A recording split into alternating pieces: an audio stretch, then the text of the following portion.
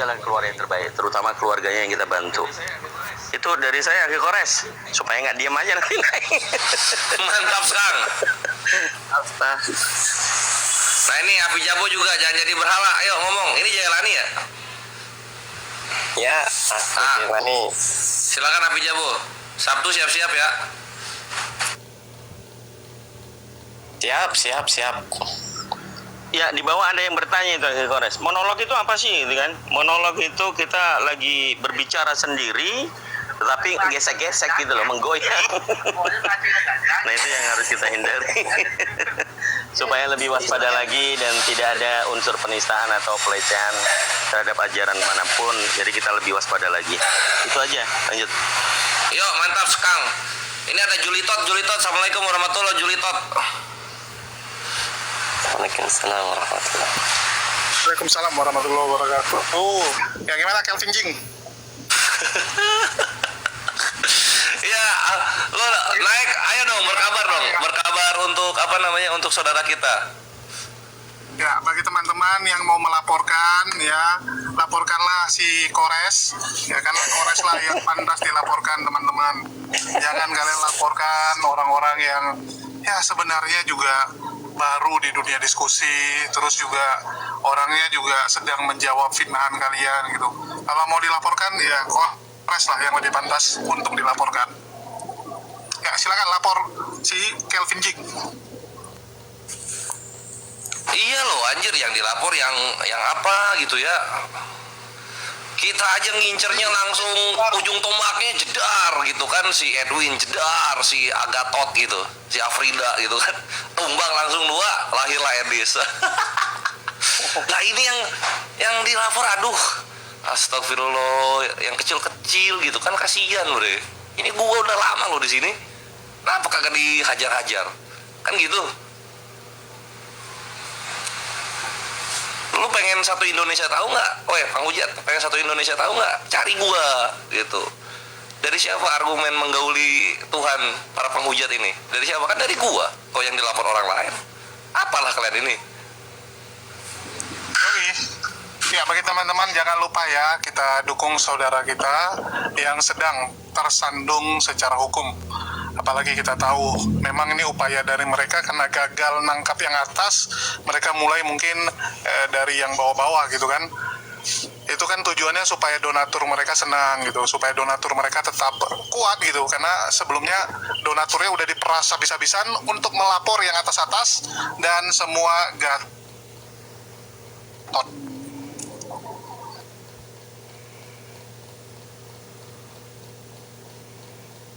Wah ini juga ada Bapak Guru Senam Lantai, Akhi Ardiansah. Assalamualaikum warahmatullahi wabarakatuh. Waalaikumsalam warahmatullahi wabarakatuh. Ustazah Kores, assalamualaikum semuanya. Bunda semua. Waalaikumsalam warahmatullahi wabarakatuh. Masya Allah. Waalaikumsalam warahmatullahi wabarakatuh. Ya, jadi teman-teman sekalian, sekaligus ini sebagai pengingat kepada para pendatang baru apologet Islam yang mengambil bagian dalam barisan memperjuangkan dinul Islam di tengah-tengah gencarnya penghujatan terhadap Islam melalui TikTok. Saya melihat beberapa akun baru yang boleh termasuk Dinda Kata Bible ini juga adalah tergolong baru di dunia apologet. Untuk itu mulai saat sekarang agar berhati-hati ya, berhati-hati bernarasi, menjaga kemudian argumentasi ketika membuka komal, karena itu tadi bahwa kita ini dengan mudahnya bisa kemudian dilaporkan oleh mereka yang tidak suka terhadap Islam, karena memang hal yang paling sensitif menjadi hal yang dibicarakan saat sekarang itu adalah terkait dengan agama, keyakinan.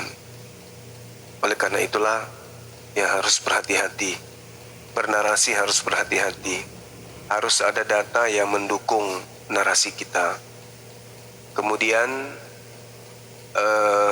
upayakan ketika kita mentafsirkan sebuah dalil agar diawali atau diakhiri atau narasi kita itu ada semacam pertanyaan, sehingga bukan merupakan sebuah kesimpulan, kecuali kita yakin bahwa apa yang tertuang di dalam dalil tersebut itu memang nyata seperti itu adanya.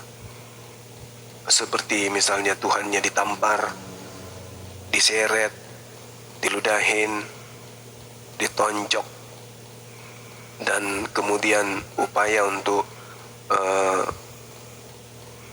membagi-bagikan pakaiannya hingga yang ada tinggal sempak.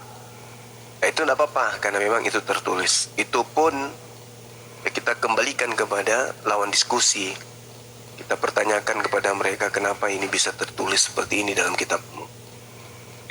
Karena ini tidak mungkin kita hilangkan.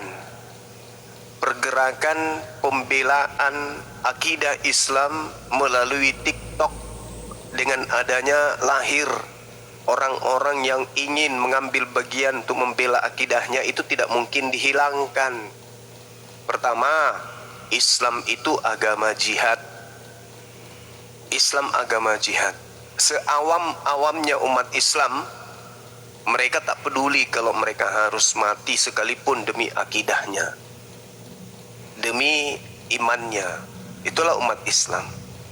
Di Islam tidak dikenal mengasihi musuh, selama musuh itu benar-benar mewujudkan diri dalam berbagai aspek sebagai musuh. Dia hadir sebagai musuh, ya maka kita harus memperlakukan dia sebagai musuh. Terkecuali dalam hal ini mereka menyatakan persaudaraan atau melakukan kemudian satu tindakan-tindakan yang tidak mencederai akidah Islam. Boleh kemudian kita menjadi musuh, tetapi musuh dalam hal ini adalah beda keyakinan. Namun ketika keyakinan kita yang mereka coba untuk mereka rusak dengan berbagai macam cara, dengan berbagai macam upaya, tindakan, maka tidak boleh kita diam. Untuk itulah resiko harus kita tanggung. Artinya ketika mereka memperjuangkan agama mereka untuk diajarkan kepada orang lain termasuk kepada umat Islam, maka kita harus siap membentengi akidah kita. Apapun itu, mati sekalipun harus kita perjuangkan. Nah, orang-orang yang berdiri sebagai apologet Islam inilah yang kemudian butuh dukungan dari teman-teman umat Islam dimanapun berada. Tidak hanya yang ada di Indonesia, tetapi yang di luar Indonesia pun adanya, harus bahu-membahu untuk kemudian menjaga dan memberikan dukungan kepada para pejuang. Beberapa kali dan beberapa saat saya menyampaikan di beberapa tempat, sekiranya Indonesia ini belum berbentuk seperti sebuah negara yang kita cintai hari ini, masih bentuk perjuangan, maka orang-orang yang duduk di apologet Islam itu adalah jenderal-jenderal lapangan yang sedang melakukan peperangan akidah terhadap non-muslim yang menyerang Islam. Mereka ini adalah tentara-tentara Allah. Mereka ini adalah pejuang-pejuang Allah yang kemudian butuh dukungan dari saudara-saudara muslim. Jangan hanya kita ini hanya teriak maju, terus perjuangkan akidah, kami mendukung, kami ada di depan, kami ada di belakang, tetaplah berjuang, semangat terus. Tetapi fakta nyata ketika kita ajak untuk memberikan sumbangsi terhadap teman-teman kita yang kemudian sedang berjuang, lalu kemudian diupayakan terjadinya tindakan yang tidak mengenakan terhadap dirinya, kita diam. Kita menganggap sepele. Kita masih bisa tertidur nyenyak. Coba Anda bayangkan kalau kita berada di pihak saudara kita. Coba. Kita adalah seorang yang memiliki tanggung jawab. Kita punya anak, punya istri, punya keluarga. Tiba-tiba karena memperjuangkan akidah banyak orang, yaitu umat Islam, tiba-tiba saja kita dilaporkan. Coba situasi itu ditukar.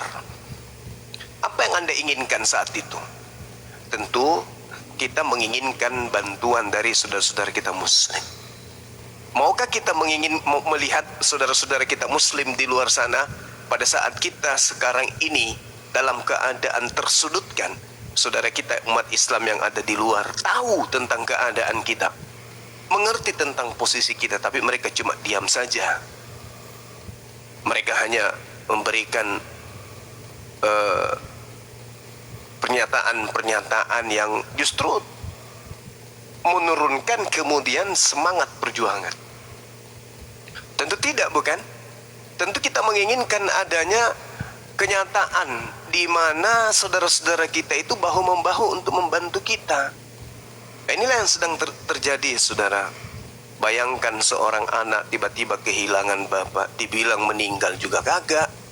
Tiba-tiba hilang dari penglihatan dan dari hubungan sehari-hari mereka. Nah ini, karena itulah ayo mari kita bahu-membahu, kita bantu saudara kita yang ada supaya dia dan keluarganya juga bisa mendapatkan sedikit bantuan dari kita sebagai umat Islam. Seperti itu teman-teman. Silakan salurkan bantuan saudara melalui rekening Apologet Islam Indonesia untuk meringankan beban saudara kita. Ya. Untuk meringankan beban saudara kita. Di Bank BNI nomor rekeningnya sudah tertera di atas 75 kali 51770 Bank Negara Indonesia. Silakan salurkan bantuan Anda ke sana untuk membantu kemudian saudara kita yang terkena musibah. Nanti konfirmasi ke rekening Dinda Kores, diketik aja di bawah. Nanti Dinda Kores ke nomor. Iya, nomor HP maksud saya. Ke nomor HP beliau. Kalau bukan kita lalu siapa lagi? Akankah kita melihat musuh-musuh kita itu tertawa bertepuk tangan melihat penderitaan yang terjadi terhadap pejuang kita? Tentu kita nggak ingin kan? Iya kan? Karena orang yang membenci kepada kebenaran Islam itu adalah musuh bersama. Bukan musuh seorang, tapi musuh kita semua. Kalau kita cinta kepada Allah, cinta kepada Nabiullah, cinta kepada Rasulullah, buktikan. Bagaimana Nabi Muhammad, Nabi kita ketika mau meninggal dunia, yang diingat umatnya. Kita sekarang ini melihat umatnya kemudian lagi keadaan tidak enak, kita diam aja. Nabi Muhammad aja sejenak sebelum beliau meninggal masih mengingat umatnya. Nah, wujudkan, buktikan kalau kita cinta kepada Nabi Muhammad dengan mencintai sesama umat. Kan begitu. Kalau kita cinta kepada Nabi Muhammad, tentu kita cinta kepada umatnya. Itu cerminan itu. Makanya